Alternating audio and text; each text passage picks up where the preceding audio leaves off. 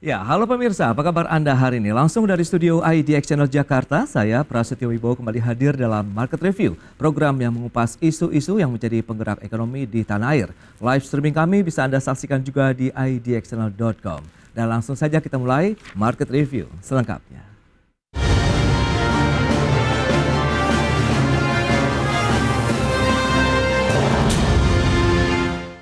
Ya, pemirsa, Negara Kesatuan Republik Indonesia memiliki wilayah darat, laut, dan udara yang terbentang dari Sabang hingga Merauke.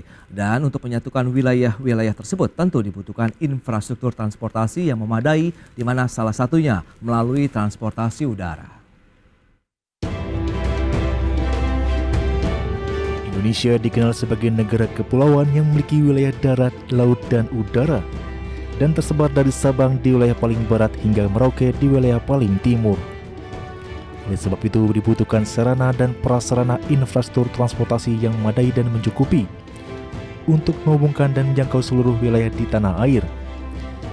Dan salah satu infrastruktur yang bisa menjangkau seluruh wilayah-wilayah tersebut adalah transportasi udara, yang didukung dengan keberadaan dan operasional bandar udara atau bandara.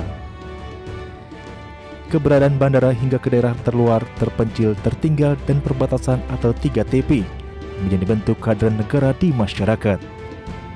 Bandara terbukti menjadi simpul konektivitas antara wilayah Indonesia hingga seluruh masyarakat bisa merasakan hasil-hasil pembangunan, meningkatkan pertumbuhan ekonomi daerah dan pemerataan pembangunan di seluruh pelosok negeri.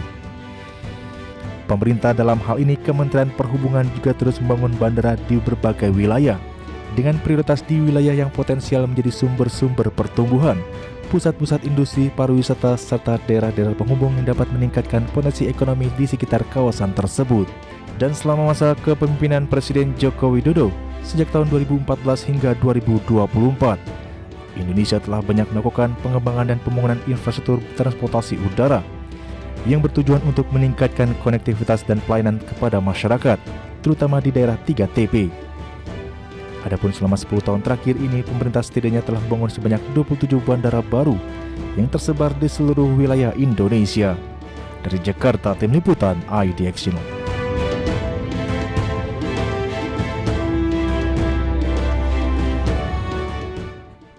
Ya, pemirsa, untuk membahas tema menarik kita kali ini, Bandara Simpul Konektivitas dan Pemerataan Ekonomi Indonesia, sudah hadir bersama saya di studio IDX Channel Bapak Samsul Rizal. Beliau adalah Direktur Navigasi Penerbangan, Direktorat Jenderal Perhubungan Udara Kementerian Perhubungan Republik Indonesia, dan juga Bapak Faik Fahmi. Beliau adalah Direktur Utama PT Angkasa Pura Indonesia atau Injourney Airports. Selamat pagi Pak Samsul dan juga Pak Faik. Selamat pagi Pak. Salam sehat Pak.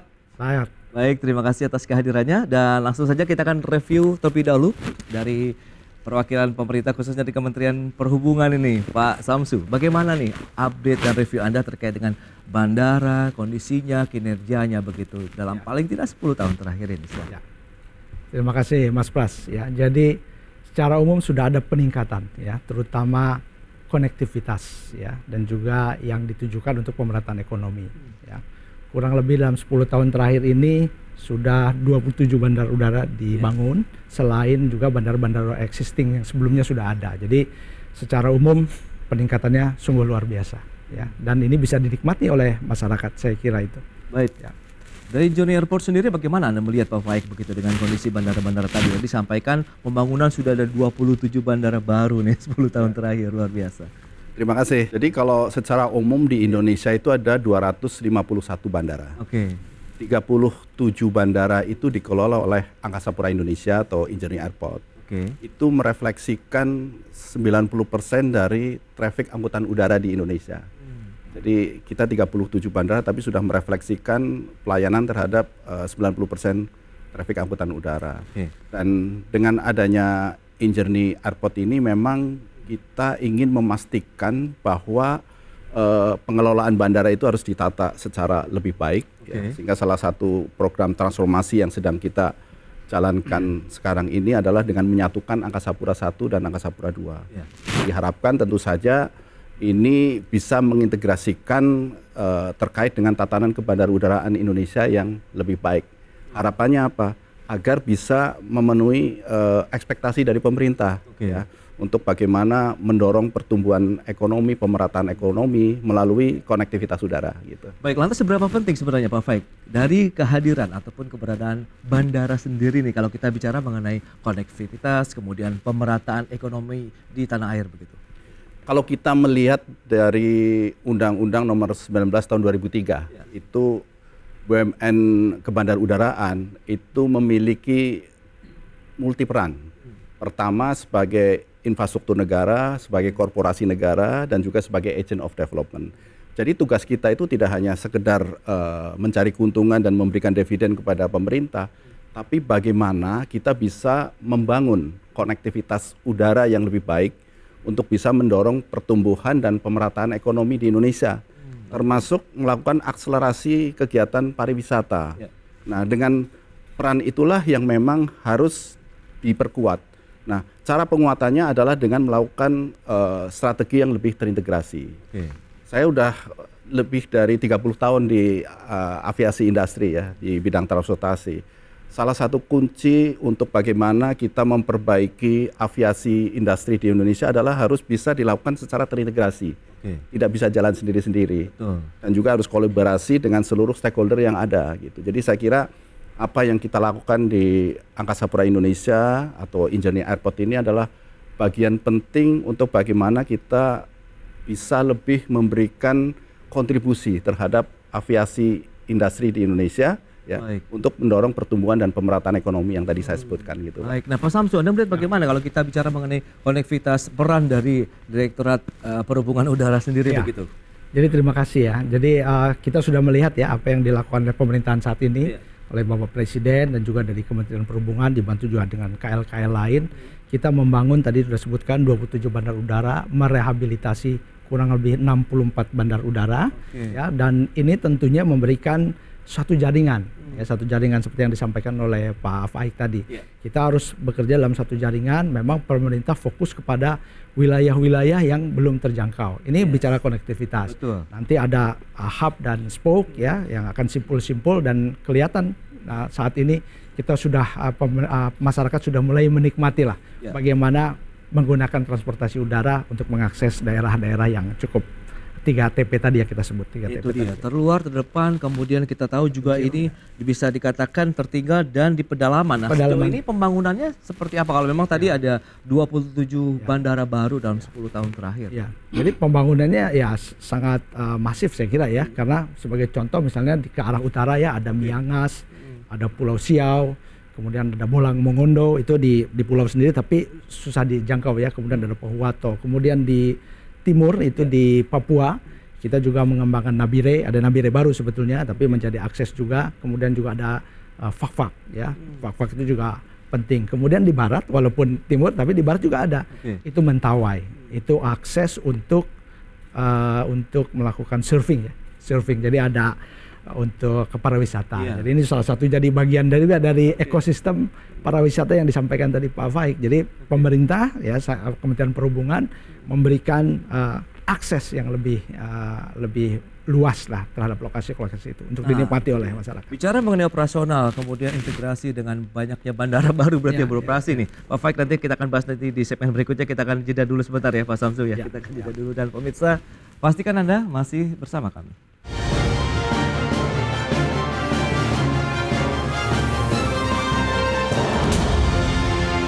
Ya, terima kasih Anda masih bergabung bersama kami dalam Market Review. Kita akan lanjutkan kembali perbincangan menarik ini bersama dengan Bapak Samsu Rizal, Direktur Navigasi Penerbangan Direktorat Jenderal Perhubungan Udara, Kementerian Perhubungan Republik Indonesia, dan juga Bapak Faik Fahmi.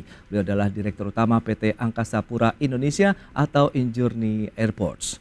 Baik Pak Faik, tadi sempat tertunda. Nah, kalau kita bicara mengenai bagaimana mensinergikan begitu komunikasi antar bandara kan bertambah tuh. Kemudian ada lagi daerah yang 3TP tadi begitu. Nah, seperti apa di strateginya Pak Faik? Ya, jadi apa yang kita lakukan ke depan ini adalah bagian penting untuk melakukan transformasi kebandarudaraan di Indonesia.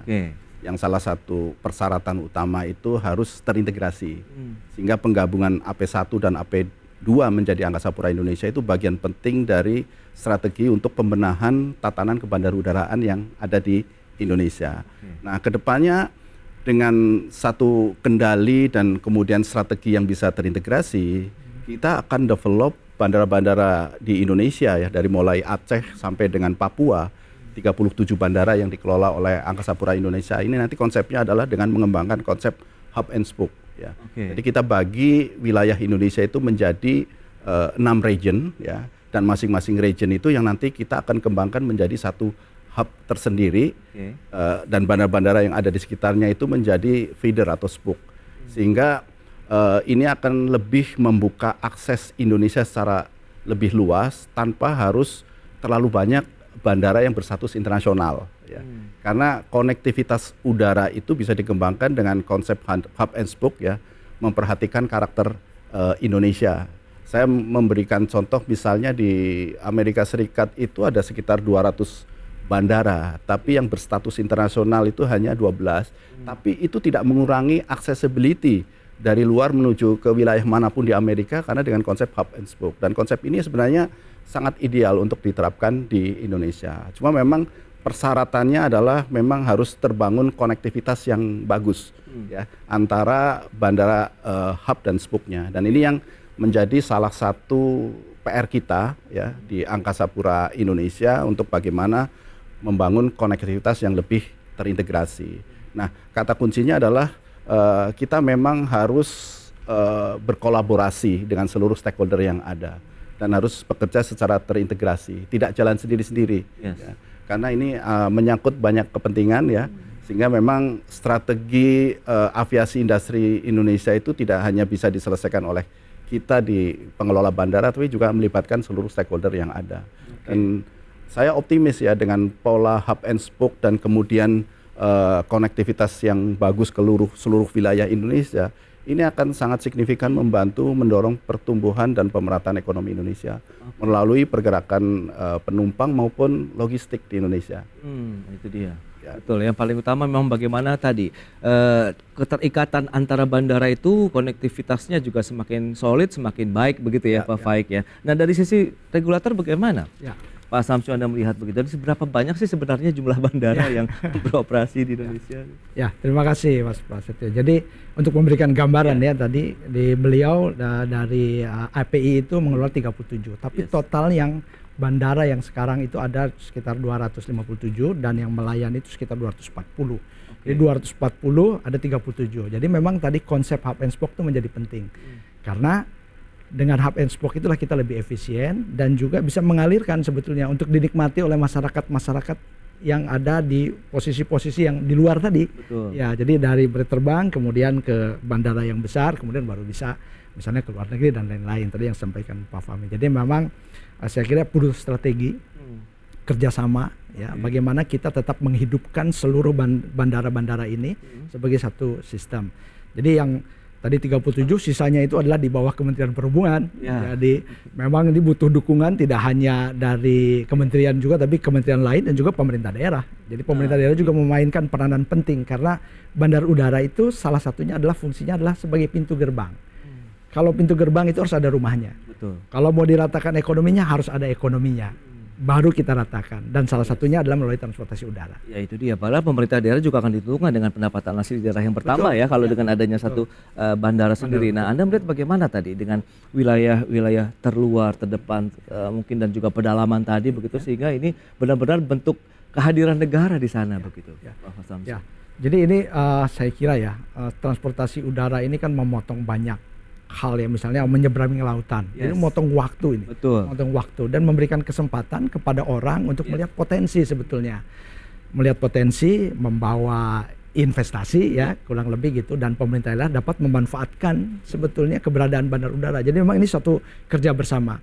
Nanti sedikit demi sedikit dari pinggir ke tengah, kemudian lebih ke tengah lagi tadi yang ada di tempat yang dikelola oleh API, kita akan mencapai suatu efisiensi yang sesuai dengan tema ini ya, konektivitas dan juga pemerataan ekonomi. Ini yang kita tuju. Baik, nah orkestrasinya Pak Faik kan berarti ada 37 begitu ya dikelola API begitu ya. Kemudian dari pemerintah sini 200-an ini bagaimana supaya saling bersinergi begitu sehingga nanti akan benar-benar bisa mendukung tadi pemerataan ekonomi juga dan konektivitas. Ya, jadi kalau dari jumlah bandara yang ada di Indonesia, saya merasa bahwa itu sudah cukup sebenarnya. Oke. Tinggal kita bangun bagaimana konektivitas antar bandara itu menjadi lebih bagus. Isu utama justru bukan di kesiapan bandara atau fasilitas bandara, justru adalah jumlah penerbangan yang masih sangat terbatas. Oke. Nah, sebagai gambaran adalah sebelum pandemi COVID, kita itu mengoperasikan 740 pesawat untuk melayani rute domestik. Baik. Tapi setelah pandemi COVID dan sekarang ini baru beroperasi sekitar 420 pesawat. Jadi masih kurang banyak. Iya. Sehingga salah satu faktor kunci bagaimana kita bisa mengoptimalkan konektivitas udara adalah kita harus menambah jumlah kebutuhan pesawat secara lebih signifikan. Jadi perhitungan yang saya lakukan mungkin kita masih butuh sekitar 350 pesawat untuk bisa melayani seluruh wilayah Indonesia. Nah, ini yang menjadi salah satu isu penting, termasuk isu sekarang harga tiket mahal.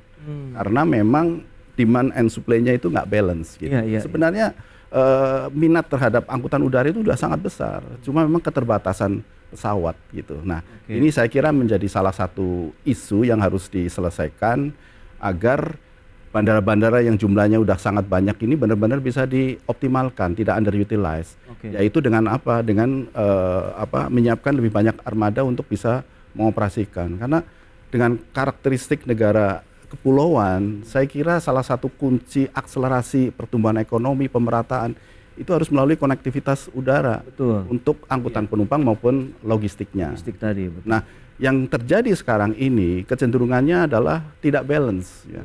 Traffic terpusat di wilayah Jawa dan kemudian sedikit di Sumatera.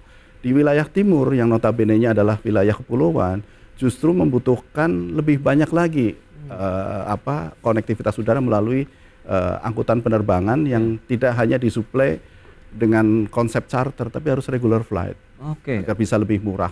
Gitu. Nah, lantas bagaimana dari Kementerian Perhubungan sendiri melihat kondisi seperti saat ini? Kita tahu ini 10 tahun sudah dibangun 27 bandara, kemudian konektivitas juga terus dikuatkan lagi di sisi bagaimana tadi armadanya yang masih menjadi tantangan tersendiri justru dibandingkan dengan infrastrukturnya. Betul. Ya, jadi ini kita berbicara tentang konsep ya.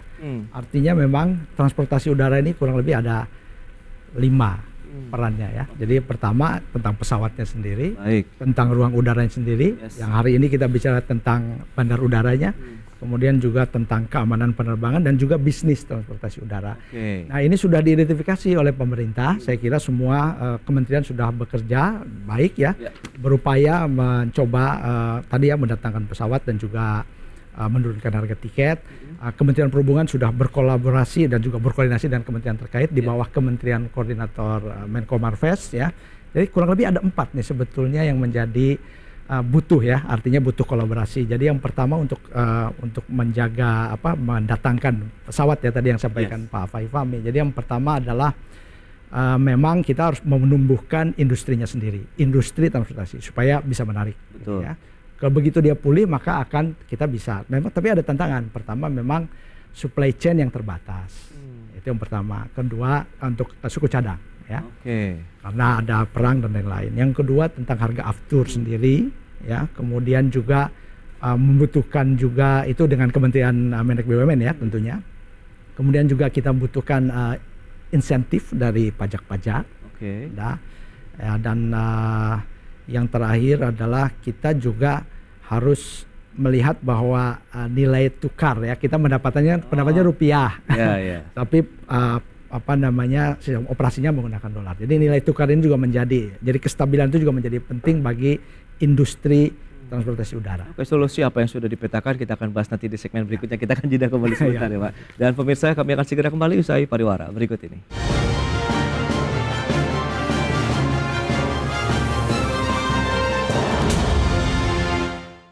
Kalau menurut saya sih bagus ya. Jadi memang pembangunan itu memang dipusatkan di daerah begitu. Jadi akhirnya dengan adanya bandara-bandara itu, jadi masyarakat bisa dengan mudah gitu menjangkau wilayah-wilayah yang memang misalkan terpencil begitu atau enggak di daerah luar begitu kan. Yang akhirnya yang biasanya mungkin kayak kita susah. Nah jadinya setelah ada pembangunan itu ya jadi mudah gitu sekarang. Ya itu bagus untuk membuka konektivitas sekaligus untuk membuka ekonomi secara merata hingga ke pelosok sih. Kalau menurut pengalaman saya ini, saya sudah beberapa mungkin di daerah terluar ya, misal Sorong atau Morotai, itu pembangunan bandaranya pun selain bandaranya menghubungkan konektivitas, juga terbangun atau tercipta ekonomi di sekeliling daerah itu sih, sehingga menggenjot ekonomi daerah juga. Itu sangat positif ya, karena untuk meningkatkan konektivitas dan juga menurunkan biaya logistik kita yang termasuk tinggi, bahkan di negara-negara di Asia Tenggara kita masih relatif yang tinggi juga, dan itu memberikan multiplier effect yang sangat besar dari sisi ekonomi nasional maupun di daerah-daerah.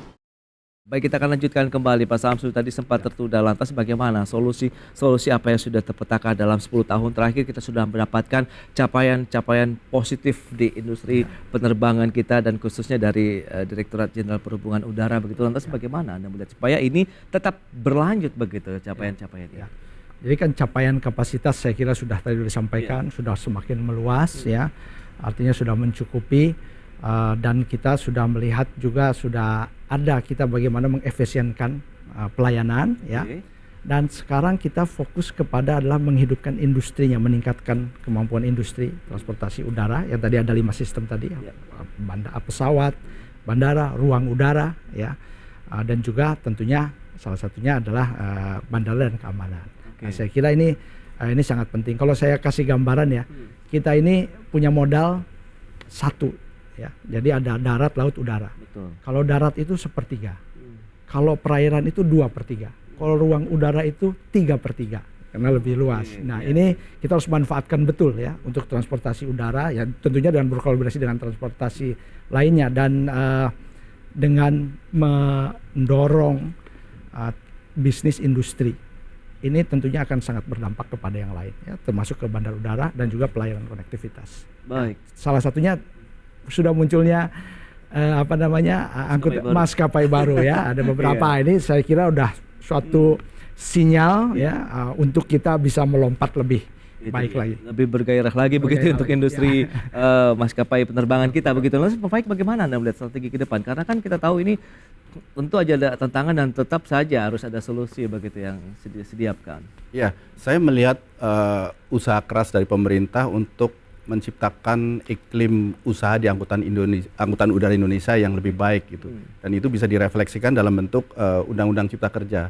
Kalau dulu untuk menjadi membangun perusahaan airline itu membutuhkan 5 pesawat yang dimiliki sendiri dan 5 pesawat yang dikuasai, bisa menggunakan leasing dan sebagainya. Nah, sekarang ini pemerintah sudah memberikan kemudahan, cukup dengan 1 pesawat yang dimiliki sendiri dan 1 pesawat yang dikuasai.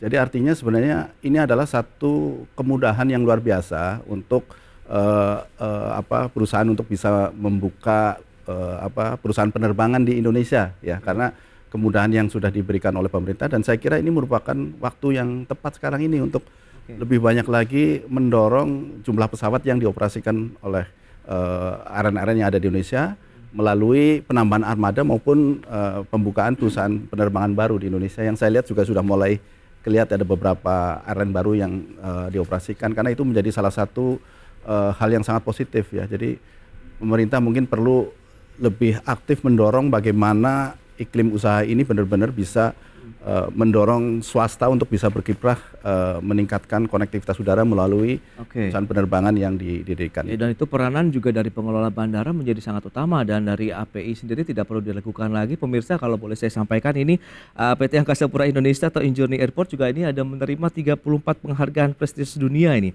Airport Service Quality Awards ya, dari organisasi ke Bandar Udara Dunia yang menaungi 2.110 bandara di 169 negara. Mungkin bisa diceritakan sedikit nih, prestasi apa yang dicapai, dan apakah ini bisa menjadi semangat baru untuk bagaimana kita menciptakan tadi konektivitas dan juga pemerataan ekonomi melalui bandara? Ya, terus terang aja kami cukup terkejut dengan banyaknya penghargaan yang kita terima, karena terus terang aja penghargaan yang diberikan ini adalah penghargaan yang sangat prestisius yang dikeluarkan oleh ECI ya, yang merupakan organisasi kebandarudaraan di dunia yang melayani 2.110 airport berada di 169 negara ya. Dan penghargaan ini karena kita bisa menunjukkan bahwa kita bisa memberikan customer experience yang lebih baik kepada pengguna jasa. Ya. Ini adalah salah satu hal yang memang sedang kita lakukan melalui proses transformasi untuk memberikan pelayanan yang lebih baik terhadap seluruh pengguna jasa. Kalau dulu itu bandara hanya sebagai tempat orang naik turun pesawat gitu. Ya. Tapi sekarang bagaimana customer kita di bandara itu bisa mendapatkan pengalaman yang menyenangkan dan bisa terpenuhi kebutuhannya di bandara. Dan itu kita lakukan secara sistematis ya, sehingga harapannya ke depan layanan kita benar-benar bisa berskala global, berstandar internasional ya. Dan ini terus kita lakukan, dan apresiasi yang diberikan oleh ECI dalam bentuk penghargaan 34 ISQ Award ini salah satu hal yang saya kira memotivasi kita untuk terus bisa melakukan perbaikan-perbaikan ke depannya. Jadi kita sebenarnya nggak mengejar penghargaan, tapi penghargaan yang kita terima ini adalah refleksi dari apa? Perubahan-perubahan yang sudah kita lakukan. Betul. Apresiasi yang justru didapatkan begitu dari hasil ataupun upaya yang sudah dilakukan begitu ya. Ya, betul. Baik, Pak Samsu, terakhir bagaimana Anda melihat optimisme begitu dari sisi Kementerian Perhubungan begitu, khususnya dari Dirjen Perhubungan Udara, melihat bagaimana kondisi transportasi udara, kemudian ke bandar udaraan kita begitu ke depan. Ya, saya sangat optimis ya dengan apa yang sudah dijalankan, dikembangkan dalam 10 tahun terakhir ya. Sudah banyak pembangunan infrastruktur dan kita melihat sudah recovery dari sejak Covid. Sudah mulai, jadi demand sudah ada. Tinggal bagaimana kita mengefisienkan aset ya. Dan juga perlu diketahui tidak hanya bandara udara, tapi bandara udara ini juga butuh dukungan ya. Tadi dukungan salah satunya adalah mungkin adalah capaian kita di pengambil areaan ruang udara FIR. Ruang udara itu juga salah satu untuk mendukung bandara udara ya, itu bagaimana mengakses. Kemudian yang kedua adalah bicara tentang keamanan ya. Jadi kita juga Kementerian Perhubungan yang sudah diaudit oleh IQ juga mencapai nilai yang cukup untuk nilai keamanan di Indonesia, yaitu namanya USAP.